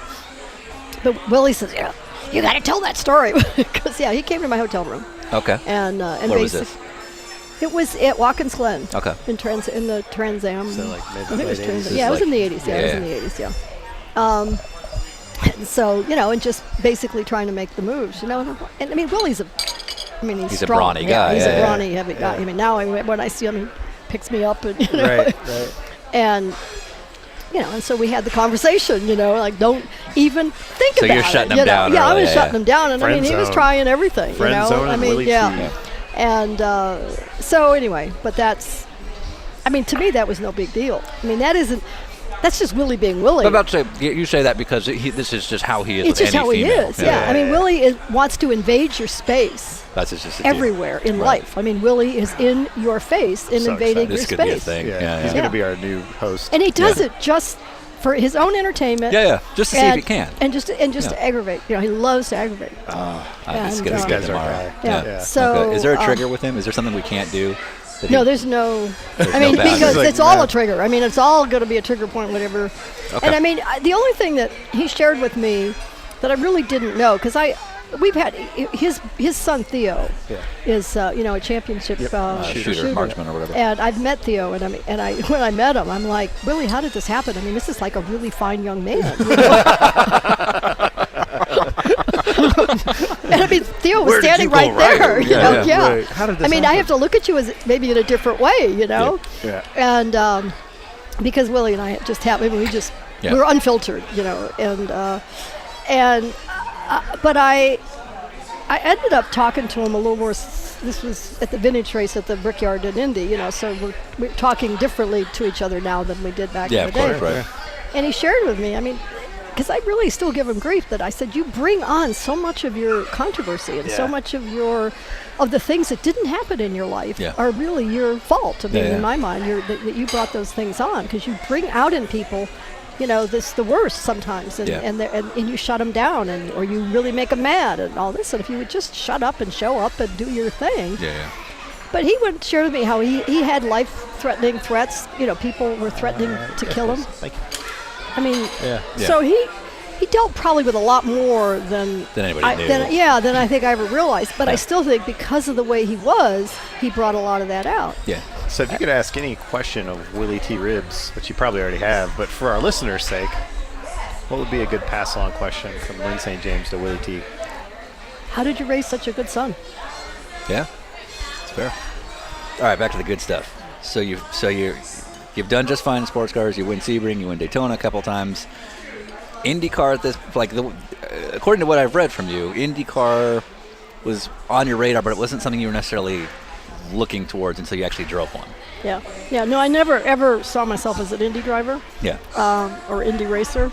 Now, was that just because it didn't appeal to you, or No, a younger because person? it was just too. It was just they were so damn fast. Yeah. Yeah. I mean, they were superstars. They were superheroes. I mean, not superstars, but they were Superman. I mean, I came from racing sedans. I'd never done open wheels, so I was. You hadn't been karting since 8 years old. Right. And all I mean, I don't fit the mold. I don't fit the description of the mold of how it's done and how to get there. So I was thinking, but I just wanted to drive an Indy car. Yeah. I mean, it was just, to me, it was the ultimate race car that I felt, because I've been around it, particularly because we were the support race. So for so many of the Trans-Am IndyCar races, the Trans-Am, And so then when Dick gave me that chance in 1988 after the Tamiami race, it's just, not only did I get to do it, but it was just wonderful. I mean, and I got, by the end of the day, Where was this? It was in Memphis. Oh, jeez. Okay. Yeah, at the drag strip there with the little curly cube, and it's not much of a racetrack. Right. It's like 50 seconds. Like a little lap. autocross course, effectively. Yeah. But they were doing a rookie test for another driver, and he had miles left on an engine because the season was over. Oh, okay. So let's burn it out. And so. How'd you know Dick? Well, I because I made up my mind that I wanted to drive an Indy car. Right. And I was doing TV. I specifically wanted to also do the TV because I was doing TV. Well, I'm looking at a life after, sure. No, I wanted to learn about the Indy cars because I thought, this was like, when you're on 1-year contracts and you know that if you don't get one, your racing days are done. Yeah, absolutely. Because you're not really out getting other sponsors, and all that. And I wasn't any particularly young chick, I wasn't a young driver coming up through the ranks. I mean, I knew I was probably at the end of my career. Right. And so I had to figure out if it was ever going to happen. I had to make it happen while I was still, you're relevant. Still at an age where you could do it. Yeah. So when I got the opportunity to do the TV thing, I didn't really enjoy the TV thing that much, so I didn't look at it as a career that I would. And I'm glad I didn't figure because they don't want they want young blondes on there. Yeah. But I could interview all the crew chiefs and the engineers and the drivers, and then get them to talk about the cars. But meanwhile, I would also learn a lot about the cars. So consequently, I also started talking to team owners and saying, hey, if there's ever a chance when you guys are doing a test, I really would like to get some laps on an IndyCar. And so I just kept bugging him, and he called me. I was back at my auto parts store doing a job on Sunday night after the Tamiami race. Making the deals happen. And the phone rings. Back when it was, when a phone rang. Yeah, and the phone rang, and Dick says, hey, kid, you said you wanted to drive an Indy car. Be at Memphis tomorrow. Wow. Click. And you're in South Florida. I'm in South Florida. Okay. So I got my butt at Memphis the next morning on an airplane and got there. So I went out, and in the beginning, I go down the front straightaway. You know how in the straightaways they're like everybody's looking there. The few crew guys that were there. And, of course, the car runs great down the straightaway. So I'm letting him know I can go through the gears, And my very first lap around, and I put my foot on the brake like I would in the timing of a sedan. Right. And Oh, The and car already comes zero. to a complete stop. I mean, I'm used to using a lot of brake, waiting in advance of when things are really supposed to happen. And next thing I know, the car just Like, freaking. I have to put the gas it thing to in the first apex, gear. Just drive checking. down through the corner. Just checking. Brakes are all right, guys. Brakes are good, guys. Oh God, so obviously it was pretty ugly. And then it was the first time I really raced an open wheel, and so I was so fascinated with my front tires. I was watching them, I'm like, God, it's so cool. And I go Eyes through, up. I go Eyes through, up. and that's what I was like, Lyn, stop that. Eyes up, Lyn. So once I got over some of those initial, I found out I went faster than the guy doing the rookie test, who was Fabrizio Barbaza or something. No. And Dick came back, and the last 10-lap run I had, he was there. And unfortunately, the only thing I did is I was going to try to show him how well I was doing, and I lit the frickin' thing up coming out, getting down to the track. But I stopped it. Yeah. Okay. And he waddles over there, because he waddles over there and he goes, "Well, kid, at least you had the sense enough to put the brakes on." So he backs me up, and he said, "Go on." I was like excited and trying to really do well. And so I went out and did the laps, and at the end of it, he looked at me and he goes, "You did really good," and he said, "We can do this." Cool. He didn't say you can do this. He said we can do this. Yeah. But this was 88. 88. And it was a few years before you 4 showed up years. at Indy. 4 years later, 150 companies that said no, and 151st said yes, JCPenney. So I would see Dick, and I kept racing for Ford, and I kept trying. I mean, I pitched 150. Say that one more time for those who don't understand. 150 companies said no. And are those pitches, that's not just like you sent a letter No, some off? of them were just letters. Okay. Some of them were just letters, yeah. But obviously, I've told everybody, you don't even have a chance if you don't get a meeting. Yeah, for sure. But a lot of those were letters, But I at least got a letter back saying no. Right. Because sometimes you just don't get Still, anything. yeah, 151. But, All available at Lyn St. James, An Incredible Journey. Available at lynstjames.com and Amazon. Go on. Sorry. Yeah. So, and I would see Dick and, at the races, and I'd say, "Dick, I'm sorry, I'm trying to get sorry." Just, he was. If you don't mind me asking, what was the number you had to hit? Well, the number that they want was $1 million back then. Just for the 500? Just for the 500. Wow. To have a new car, and that was the top rope, type deal. Yeah. The number I got from JCPenney was $250,000, which was not enough. Right. Yeah. And any other owner would have said it's not enough. But you got Dick it. said that's enough to get you through rookie orientation and to do everything we need to do to get you through rookie orientation. And he said, and believe me, I know you're going to do well. Right. And he said more money will follow, which is exactly what happened. Would 250 meant like a reduced program, like you can't practice every day, or we got to limit the that's mileage not- on the No, engine? that was enough to do the month. do the No, not the Oh, month. just rookie. Yeah. Yeah. Okay. And The rookie orientation, but also that first once you pass the 4 phases, then you're out there with everything. Right, and Dick right. had me running almost all the time. Yeah. Okay. I mean, yeah. So, but then it came to a halt for 2 reasons. One, he knew I'd gotten everything I could out of that Cosworth. Right. And B, I knew that his budget was also over. Yeah. So. But his plan was that'll get us going, and then people will see, and then they'll You'll be put more exposed money and- in, or Right, which yeah. and then more money followed. Yeah, We got some right. car rental company, and and it just because Because we at this did so point- well at rookie orientation. Yeah. I mean, I became That's big news. I mean, there were 9 rookies that year. Yeah. Yeah. And unfortunately, Joey Marcello. Joey Marcello, Yeah. that was we lost one, and that was a sad thing. So, Yeah. but there was a buzz about the whole about me being there and doing well. And there hadn't, Janet was the last one to compete at the 500 up until that point, which is a solid 15 years 15-year almost. gap. Yeah. 77, 78, 79. So 13 years. Yeah. So tell me about the rejections Right. of the 150. So Yeah. a lot of these were letters that just didn't Right. go anywhere. But like, was there a boardroom pitch? No, and it just- I never got to the board level. I mean, it was usually an individual, vice president. I tried to get a vice president of marketing, and this was before the computer and all that. I mean, Where you I'd could go research to things, yeah. Advertising Age, Yeah. automotive news, go to the frickin' library and look for, trying to even get Yeah. the names of people, and Dear Mr. Apple. and I Yeah. would sit. People hated to watch the Super Bowl with me because I would make a log of Yeah. every Oh, who's spending the commercial. money. That's Yeah, right, because yeah, they're yeah. spending the most 100%. money. They Yeah. got budgets. Yep. But JCPenney came back with the 250, Yeah. and I didn't get that yes until March of Oh, that wow. year. It's like 2 months before. But they, then, yeah. but in November is when, and how that happened is I had a friend in D.C. who was helping me write the proposals because he's a beautiful writer. And he was good friends with a woman who worked at United Way, Sheila Plank, who lives in Austin, Texas now. And so he hooked me up with Sheila, and we just clicked. And so she wrote a personal letter to W.R. Howell, who was the chairman of JCPenney, who was also on the United Way board. Okay. And he then directed his people, I guess you'd say, down, that they should take a look at it. That was all it was. But So, when the chairman says you should take a look at They it. take a look at But it. but I still went from November. I didn't find that out till November. I had met with the other people like in the summer, and it was November before I finally got the word that I had. Here's the names of the people you need to send the proposal to.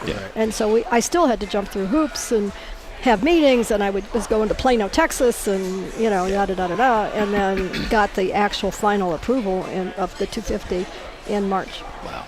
That's proof to me that it's never, I don't think any racing sponsorship exists purely on the well-argued ROI statement. It's always from somebody championing your cause. And somebody saying, I want this to work for whatever reason. So, and 1992, even when the 500 was probably the biggest thing on earth, still the same problem. So, That's pretty cool. Before we get into the one thing we've heard a lot of stories about, I need you to be here tomorrow. And in 2017, that's not a big deal. Somebody calls me and says, hey, I need you to be in Memphis tomorrow. I can look up a flight. I can arrange it with Enterprise on my phone. I'm set. I legitimately don't know. In 1988, when Dick Simon says, show up at Memphis tomorrow. I think it was Orbitz that used to put out a book. It was like a book. I mean, it was like this, and it had all the flights.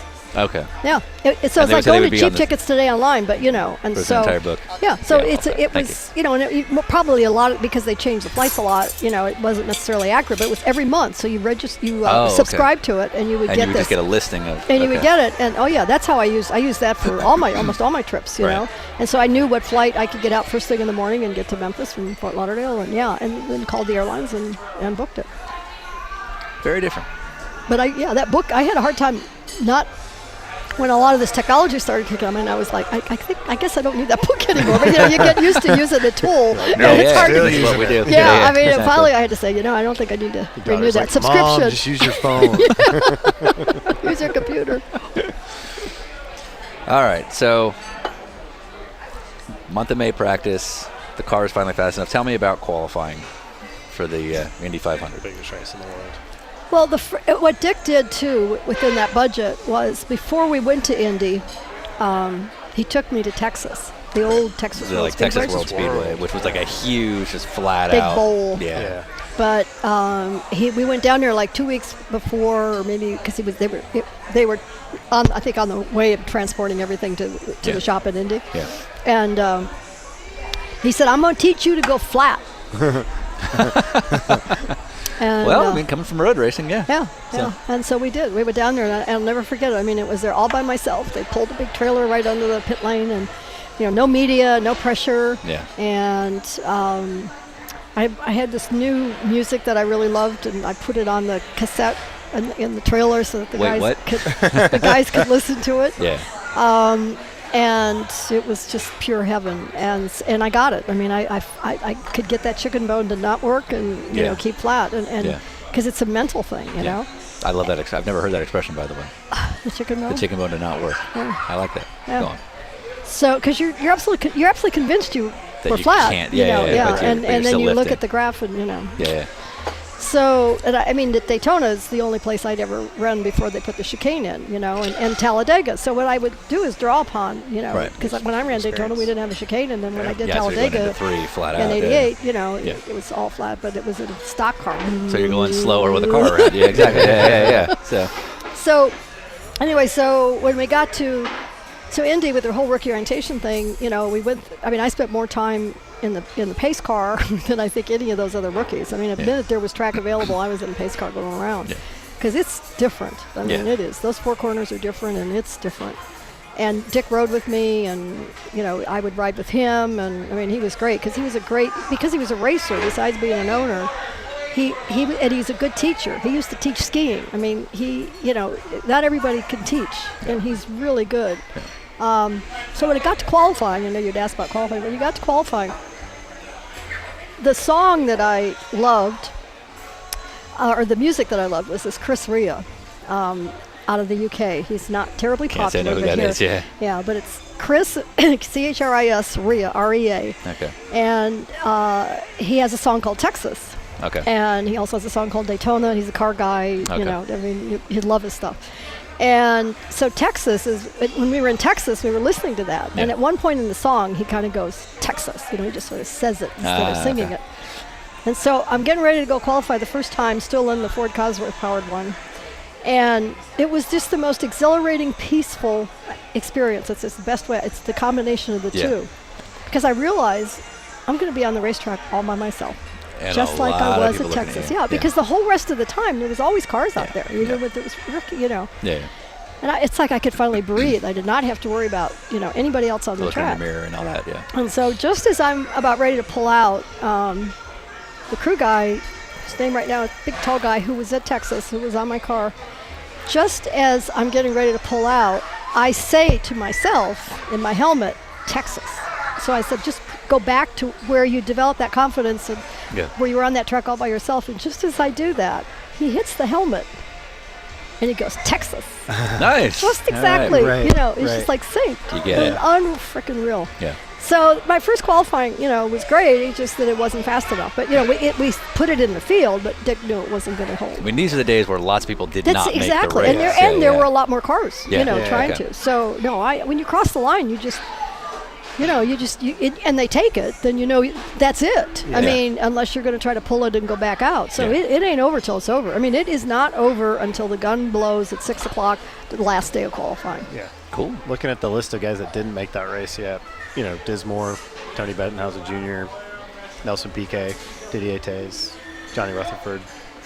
That had to be pretty damn, like, gratifying knowing not only did you out-qualify those guys that made the race you out-qualified, Vassar, Dominic Dobson, Sneva, Gordon Johncock, Scott Goodyear. Like, you're there, you know? Does J.C. Penney then go, hey, we want to do this? No. J.C. Penney, interesting, right? I mean, that's probably my best business. My two best business stories are the deal with, you know, getting the letter from Ford that it was okay for me to race the Yeah. Chevy. J.C. Penney they had a binder, they had all this, that for their $250,000, they got so much They got a return, lot, okay? Yeah, right. Which means, how do you sell that again? Yeah. You know, Oh, yeah. and Yeah. so, Yeah. and W.R. Hall, they used me as an example in his business. We cut the ribbon at the Plano with the IndyCar. I mean, Oh, there was cool. just all kinds Yeah. of, you know, stuff Yeah. that, but they were not planning nor interested in doing it again 'Cause they or kinda doing anymore. got they got there, so what they were gonna get. much. Yeah. Exactly. Yeah. Exactly. And for so cheap that it's a precedent, it's hard to beat. Yeah. We deal with this all the time. Yes, we do. Yeah. So this is a good business lesson 101, maybe, you know. So they had a party at a golf club.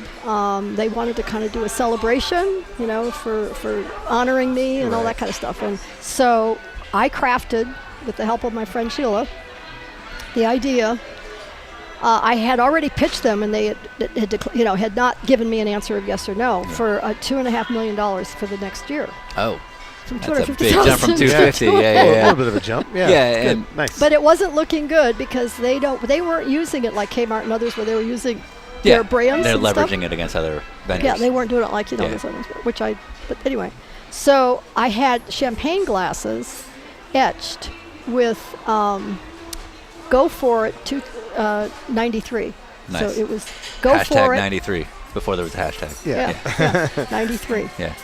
So I ordered these champagne glasses, had them all etched, Yeah. and then organized with the maitre d' there Yeah. to bring out the champagne and the champagne glasses at the end of the dinner, Yeah. unbeknownst to anybody else. Business Very sense of Lyn smooth. St. James. Yeah. Yeah. Very smooth. And so, and I mean, it was this celebration, it was this thing, and W.R. Hall was there, and we had that come out, and I mean, it was like egg on the face of, I mean, everybody's Yeah. like, I mean, every one of these execs, they're like stupefied, dumbfounded. Yeah. What do we do with this? Right. Exactly. Yeah. Smile. Yeah. Smile. Yeah. And W.R. Hall was sitting next to Yeah. me, Yeah. and he just looked right at me, and he said, "So Lyn, what do you need in '93?" Huh. Wow. I said $2.5 million, right in front of all of them. Yeah. Yeah. And he looked at the guys and said, "Get it done." Oh, wow. Good on you. Because that's a tough I mean, spend 10 times what you spent And in my mind, like, for not a whole lot different Hang in on. terms of what they're going to get. How much do those champagne glasses cost? $2 million. That's Yeah. what they're worth. Yeah. Yeah. But I mean, it was, I thought, what's the worst that's going to happen? Yeah. I mean, if they're going to come Yeah, back and say say no. no, and I was going to probably get a no anyway. Yeah. And then Right. just say, Lyn, we're really sorry. Yeah. And, we think you did a great job. And I mean, there's the Right. ways they could have gotten out So of it. for but- all you aspiring drivers, I want you to get Force. I want an etched wine glass given to Bill Riley with your name on it. Yeah. And So we've signed Lyn St. James as our marketing director Yep. for Dinner with Racers. you can work on commission, right? Wow, that's awesome. Yeah, so it worked. And then the third year, so we did 6 races for the $2.5 million, Yeah. which Okay. is all we got. And of course, it didn't go super well. That go further today, even. But go on. Yeah. Yeah. And then I went back because I only had that. So then I was like, I didn't really have a plan, Yeah. Hey, guys. and we had the meeting, the meeting to review and to talk about if there is a next. Yeah. And they already had made a decision. This time they aced me in the sense of they're not going to let me make a presentation or ask for There's going to anything. be no champagne. Yeah, don't let her embarrass us. They gave me a check, or they didn't give me a check, but they said we're going to give you $1 million, and to do an Indy only. So because throughout the year you're talking to these people, Yeah, right? of course. Yeah. And so what is it? I've never had new car, never had new engine. I was Yeah. always using older equipment, and so they gave $1 million for 94, where I got a brand new car, engine, the whole The whole all deal. of the whole deal. Proper Indy And effort. and they said so there'd be he said the only thing that you can do that you haven't done is win the Indy 500. Yeah. I mean, they're pretty smart, really, when you think about it, because racing a bunch of different races, because they weren't able to use it in the markets and all. Yeah. So they said the only thing you haven't done is you could win the Indy 500. And so you had asked for $1 million. They knew that was $1 million was the price tag, and then they gave me $50,000 to start my foundation. Oh, cool. Yeah, Okay. and said, and don't come back. Don't I mean, say anything. And that's it. Yeah, that's that it. this is it. Yeah, Yeah, this this is your final This hurrah. is your final. Yeah. Right. So All right, so 1997, advancing a couple of years, you became part of a less popular part of Indy history with being one of 2 cars added above the slotted 33. And I remember reading an article, and I'm going to get it wrong, where, you remember being sent to the office to kind of figure out what the hell is going to go on. It was not a conversation you wanted to have. But kind of walk me through that day of qualifying. This was when the IRL and Champ Car had their big split, and the IRL had guaranteed that was it 25 cars were going top to points holders in the IRL would be guaranteed a spot in the a spot. 500, regardless of who qualified. So a bunch of guys, not full season IRL guys, go out, they qualify. And I am the 16th fastest. Okay, there you go. So walk us through that, I guess, because I still don't understand. Well, I was the whole with Hamilgarn, Yeah. and so I was with a new team. Yeah. And so and things weren't going that badly, but it was a one-off deal, so we were caught in that. And so. So you were one of the 8 one of the sort of 8 slots, so to speak, Right. that Yeah. shouldn't have made it. So go on. Yeah, and there were more than just. Right. Yeah. So when we were getting down to the end of the time slot that we had, which was the last day of qualifying, and we were clearly not going back out Yeah. because it wouldn't have mattered. Yeah. We were faster than Yeah. Then everybody needed to be, but it was 10 of the cars in the yeah, field. Right. But the Yeah. of the So 8, going faster was Right. going to be a moot point. and you weren't close enough for the 8 slots you had to beat, so to speak, in that allotment for non-points guys. Go on. Yeah. So, and so Ron I kept saying to Ron, what are we going to do? What should I do? Do I need to get with it was impossible for me to comprehend, actually. Yeah. And so there You had to mean be that you were clearly qualified to be in the 33 Right. and you weren't going to be in the shop. Yeah. And so I couldn't comprehend that there wasn't a solution to this, and the only thing I could think of was, do I need to get on another car? Do we need to, I don't know. I mean, I just kept trying to get Ron to tell me something. And Ron, literally, his only response to me was 2 things. He would say every time I would, within every 5 minutes I would go out and talk to him, was that he said, Lyn, they will always start the fastest 33 cars. This is the Indy 500. I'm like, but that's not the way it's coming out. So, Yeah. but he just kept saying that. And then he'd say, have another piece of chicken.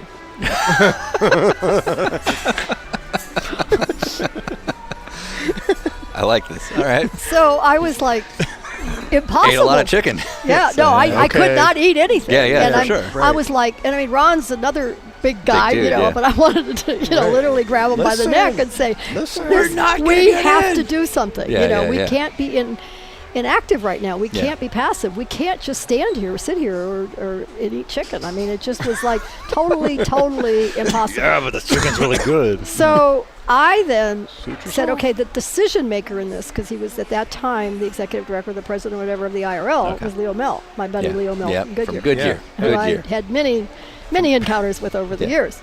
So I said, I got to find Leo. I know that's who's going to make this decision. Yeah. So, and of course, he was hiding. I mean, Yeah, nobody he doesn't want to wanted deal with this. Yeah, Well, sure. I mean, he knew he was going to. I think he probably already knew what they were going to do, but he was not ready to announce it till after 6 o'clock. Yeah. And so the media were trying to find him, and everybody was trying to find him. And so I found him.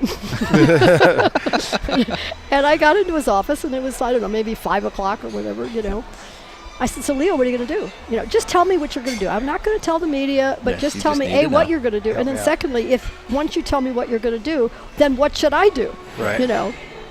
And of course, Leo, I just love him to death, but, he's like, so Lyn, what was it like at Talladega? I really wish, I didn't want to build those tires. I mean, he would talk about stall, everything right. else Yeah. other than what we were doing. And You what like was going on. dogs? I like dogs. I mean, he just all over it was making me crazy. Right. So that went on for probably 20 minutes, which I probably gave him some relief because he had somebody to talk to Yeah, during right. that He's like, time that he "Thanks was for staying." stalling. Anyone comes Yeah. here, you and I are very intense right now. So. So Do you have any chicken? yeah. I mean, so I left and I sat. There's a picture actually. I have a picture because somebody took the picture where we were all sitting around the TV in the garage, waiting for the announcement. At which point, then Then it they was announced official. that they were going to do the other. Yeah, me and Robbie. Yeah. So it was awful. Yeah. It was just awful because it's probably the only time, well, except for 2000 when I crashed during qualifying, that I felt hopeless or helpless. Just totally helpless. Yeah. Every other time I feel there's always a solution, Yeah, but here you're just waiting on there the politics. There was absolutely nothing. Yeah. Absolutely nothing. So. So foundation? Yeah. Yeah. Which about you could that. probably also learn more about Lyn St. James, An Incredible Journey. LynStJames.com and on Amazon. So courtesy of JCPenney, you started your foundation. Talk about that. Go. Well, That's our go-to for bad interviewing is talk about that. But anyway, go after on. 92, I got Yeah. so much fan mail, and I've never had experienced anything like that. Right. And so, I mean, that's kind of when I, for the first time, maybe realized the platform was so big. Sort of being like an iconic because I'd raced a woman lot of and- years, so Yeah. I mean, I knew Indy was big, but Yeah. I mean, I'm talking gobs, of fan Yeah. mail, and in regular mail, this is. So, and a lot of it were people asking for advice and stuff. I mean, it was like, I just didn't seem right to just send them an autograph and thank you very much. So, and I didn't know. And after working so long with the Women's Sports Foundation, I realized that I've always wanted to figure out how to be able to help young girls and women in racing, but never really found a way or a platform or how or whatever. So. Right. So with Indy, it's just really after I did Indy and I got this fan mail, and I thought, if I had a way to meet these people, I need to know I need to look them in the eye, and I need to see what kind of talent and skill they have. Yeah. And so I had this idea of creating a driver development program. This is before Makes driver sense. development was, Right, was the on the thing. radar. Yeah. And to do that, I thought I could have a foundation, a Yeah. 501c3, because it would be educational. So I actually got an attorney that specialized in for-profits, and so with JCPenney's help of having some money in the bank, then I was Then you able could to go pay from there. an attorney to be able to do that. Right. And I had to fill out all this paperwork and to describe the program. No, I'm fine, good. And I was amazed that I got actually approval from the government, to do it. Yeah. And this was oriented towards women in motorsport. Yeah. And so in fall of 1994 was our first driver development program. And so we had 25 female drivers. And I mean, Desiree came, some people because I didn't have 25 but if you added the ones I already knew existed, so I didn't have 25 newies, but the total was still 25. Right. And we did this driver development program that I envisioned in my mind, which was to spend everybody would start out in go-karts, so we'd have a chance to evaluate their ability, because I had learned through the help of Brian Redmond how much go-karting has really helped you. Seeing him in a couple You know, weeks. because, so I thankful to Brian for that, because I always thought it was just for kids, you know, because back then it wasn't such a part of our What culture, it is now, you know. yeah. Definitely. And so we started go-karts, then I rented race cars, and we went to IRP and, you know, with racetrack, and then I hired a crew to do media training. I brought in my buddy, Dr. Jacques Dallaire, and because he had been, he and Dr. Dan, who's since had passed, but their whole curriculum and their whole knowledge base was hugely impactful for me. Okay. I became aware of them like in '88, so it had a huge. Without them, I would have not ever gone And to just for those who don't know, Jacques Dallaire is very much about mental coaching. Yeah.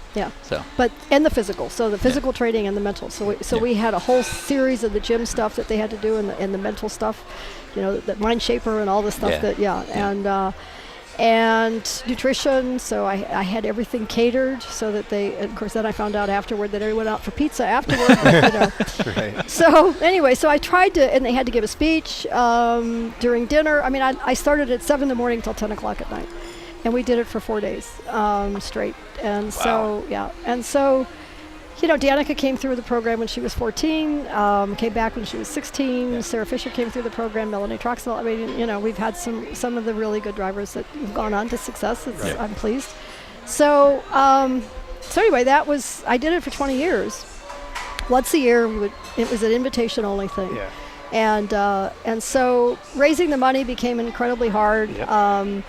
I would do fundraisers, you know, I'd maybe make $3,000 or $5,000 or $10,000, and then at the end of the year I'd have to pay an attorney or an accountant, you know, $5,000 to fill out all of the paperwork that they have to fill out. And I'm like, this is not making sense, and the money's, it got crazy. Plus, I said I was always looking for the cream, and towards the latter few years, I was getting a lot of milk. I just didn't feel I was getting the quality of people that I really wanted to really. You know, because a lot of them were busy the week.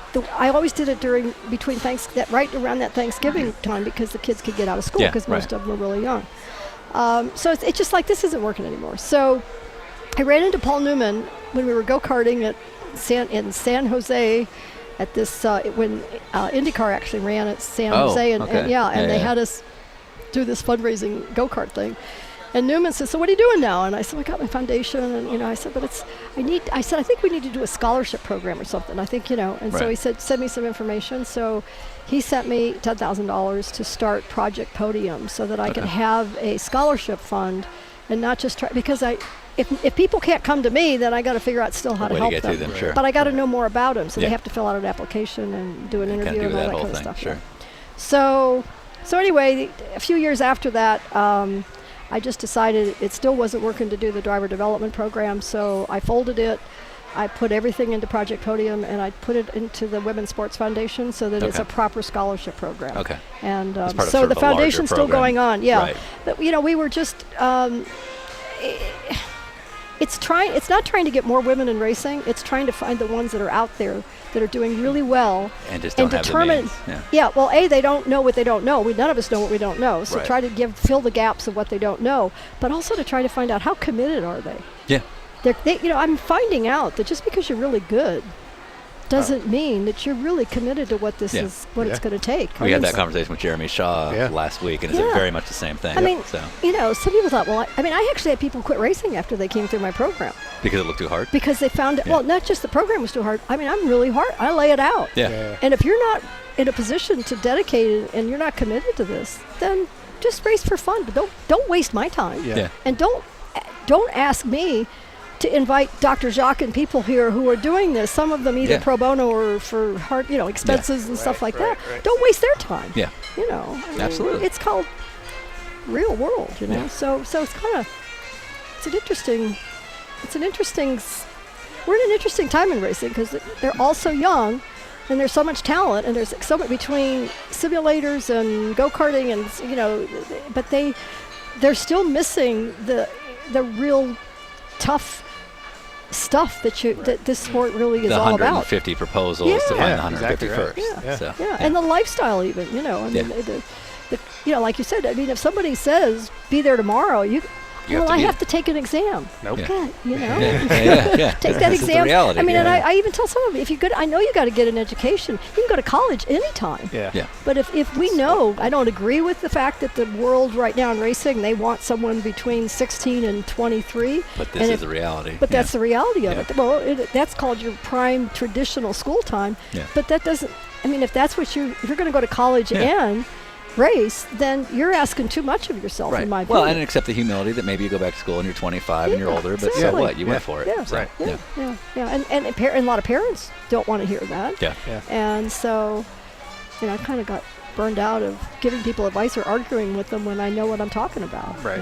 So long story, if people would still like to donate to Project Podium Yeah. to advance, we still need funding to help keep the scholarship program going. I mean, Shea Holbrook got a scholarship from us. Isla Agron, who ran in the Mazda Road to Indy, Okay. got a scholarship from us.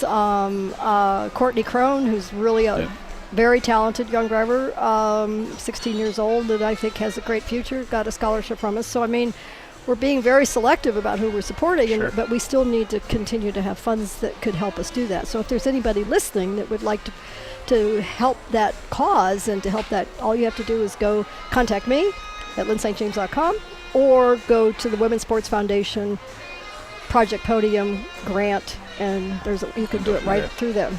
Cool.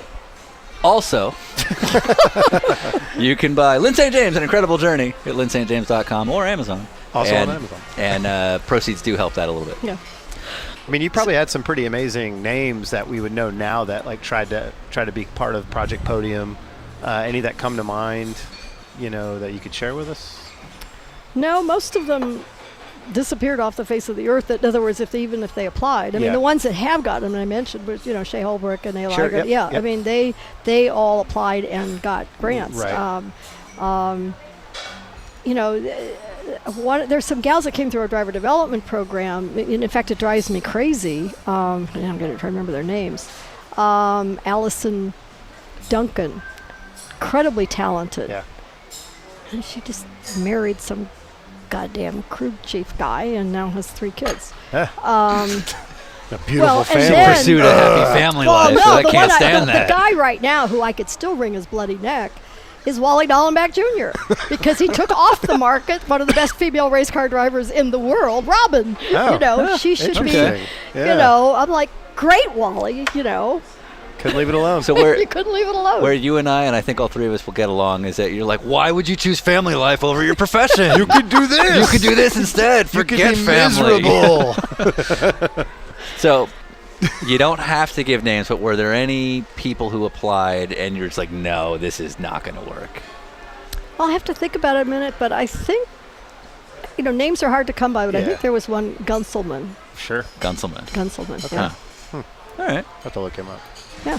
Are you aware that David Hobbs has a Bruce Jenner, Lyn St. James joke he's been using lately? Oh, the head says yes. Just completely slumped down on me. Yeah. God damn this Yeah, well, comment. David and I were just up at Road America. They did and they had me as a guest talking about RPM, and then they had David. Yeah. I thought, oh, good.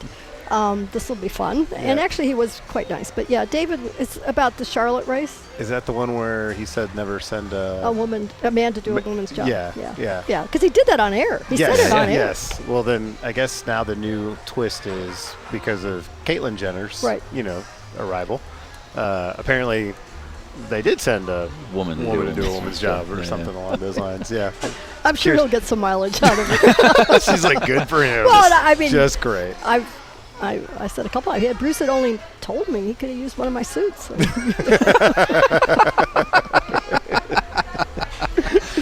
Nicely played. There it is. Nicely played. Okay. Yeah.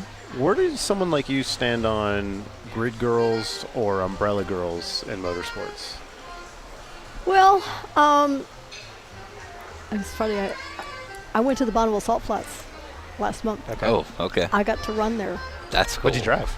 I drove a Lakester, Oh, a sweet. I don't know what that is. 2-liter and the record is 2:13. Nice. And it was a brand new car, first time I'd ever gone. It was the most challenging thing I've ever done in racing, even Really? more than Indy. Okay. I wrote a column on it. I'll send it to you if Yeah, you want. please. Yeah, please. Yeah. And the reason I'm saying this is because I held the umbrella for the guy while he was in the car. Man, there it is. And I said, take a picture of this so I can send it to the gals that have held my umbrella all these years. But like, did that So- ever? So you're fine. Yeah, so anyway, You're on fine with the umbrella thing I'm fine with, I mean, Yeah. in other words, if that's the job, not where the chicks are holding the umbrella, but where, I mean, what an umbrella girl means to you and what an umbrella girl means to me is probably two different things. Yeah, I think Sure. so. What I'm having a yeah, hard go time ahead. with is the current crop of the current crop in NASCAR. It's The Monster Energy Thank girls. you, the Yeah, Monster sure. Energy girls. Yeah. I have a hard time with some of, I think it's Pirelli or some of the IMSA. Continental has girls. Maybe it's Continental. Yeah, I'm having. I Only have a Pirelli hard. does this wrong. I have a hard time with exploitation of the female body. Okay. Even though I participated in it Well, but years you were, and years ago when I hired, my Right. gal, my secretary, Yeah. because she's a hot chick, and I said, Yeah. put some, white shorts You do on it, and so, put yeah, a yeah. Bill Stein t-shirt on. Yeah.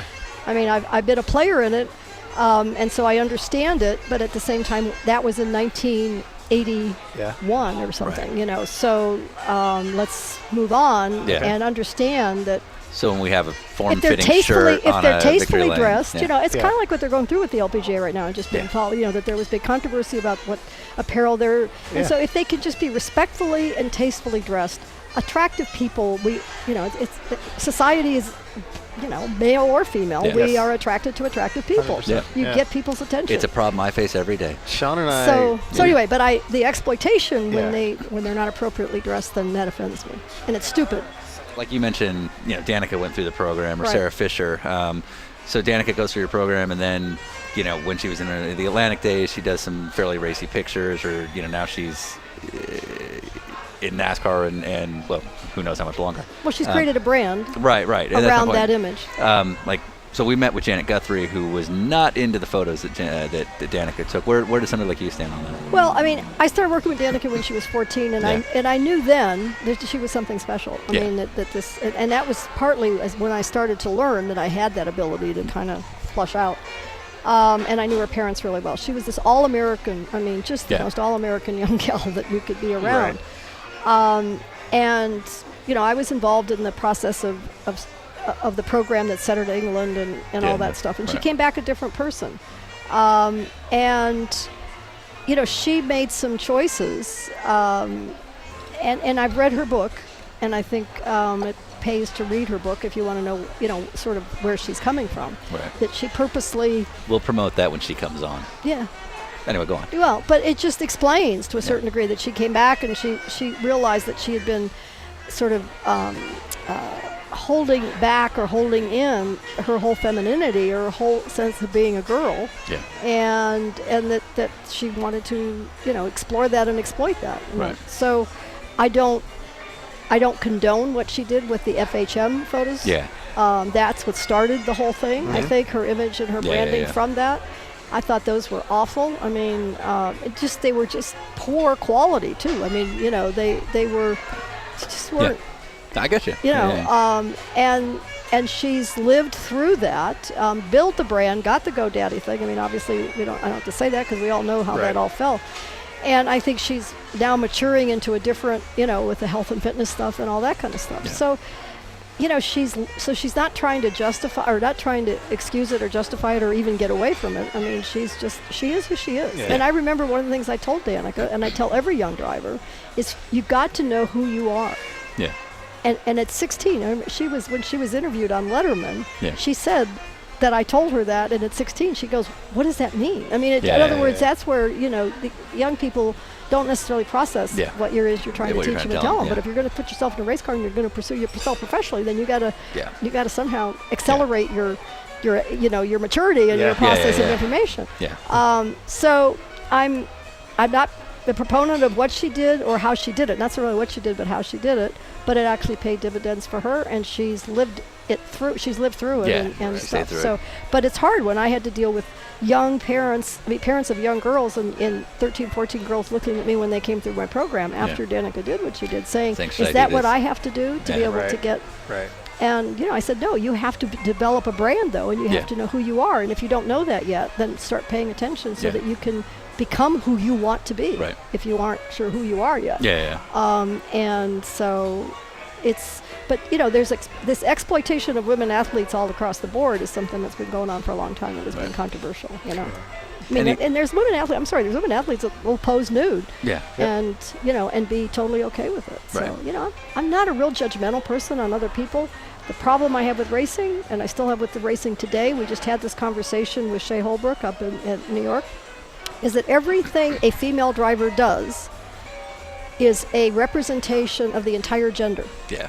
Where a guy is only a guy. He's just If he's a himself, and wanker, he's not- a wanker. If he's, and people are willing and able to define the difference between Jeff Gordon and Jimmy Johnson and, and Dario Franchitti and Michael Andretti and poor, the younger, the third Andretti. Oh, Marco. I Marco. like the hand gesture that went with it. The little guy. The little guy. Third Andretti. Yeah. So, but they're all able to kind of categorize, individually. Yeah. Where with women, it's whatever You're one does, representing it's the everybody. whole No, and I damn, get that. gender. And Yeah. so we still haven't gotten past that yet. Yeah. Did any offers ever come your way in your heyday, like from Hefner, Larry Flint? or anything No. like It's that? really Yeah. funny. I even had Janssen as a sponsor, Janssen Sportswear, which makes swimsuits. Oh, And so okay. they were part of the JCPenney package. Yeah. And even they didn't ask They me to didn't. pose in a swimsuit. So based on my track record of getting hit on and having whatever thing, I obviously am not, You had a I'm very not, different I'm not very experience, yeah. good when it comes No, to people are feeling. afraid of you is what it is. They're They're like, she absolutely will terrified. end me. I'm not Yeah. asking. Yeah. God, we got to get to Austin by tomorrow. Yeah, we night. have to drive to By Austin dinner right time. now. Is there a Yeah. song Right now. called that? I'm sure that if not, we'll have time to write it. All right. Well, Dario's waiting, but is there obviously you'd heard of us before you showed up, and you're like one of the few. But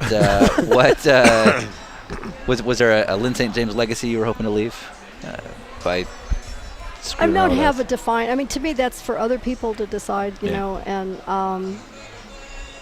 sometimes I worry that it's just that I was there to promote women in racing. Which yes, I'm doing, and yes, I want to do, and yes, I'll continue to do. Right. But I'd hate to have that just be, Yeah. my legacy. And I think, I think if I were to sum it up, I would just say she was a racer, because that's what I am.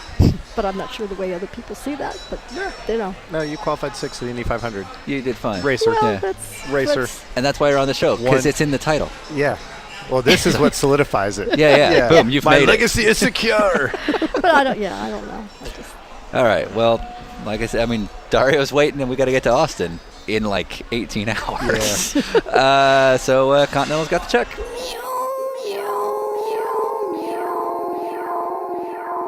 I'm finished. A true living legend. Thanks again to Lyn St. James for coming out. And remember, you can buy her book at Amazon.com or at lynstjames.com, where you can get your own autograph copy. I actually just ordered 2 my own. So thanks again to Lyn. We will close out of here with yet another song from Shaman Jon. This is called Painted Horse. You can find this and a few more songs at shamanjonmusic.com. That's ShamanJon music.com. Once again, this is Painted Horse. Have fun.